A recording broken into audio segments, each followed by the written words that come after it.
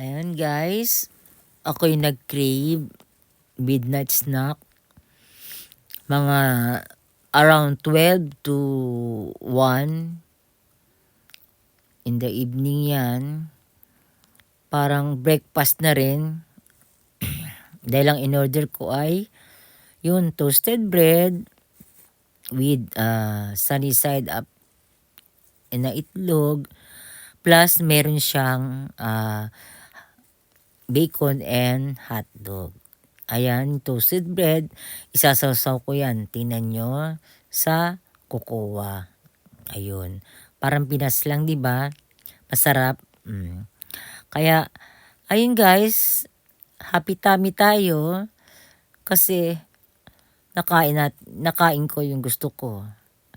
Kahit madaling araw, yan, lumabas ako. Lapit lang naman sa bahay. Yan eh, 24 hours yung hindi siya nagsasara. 24 hours open siya.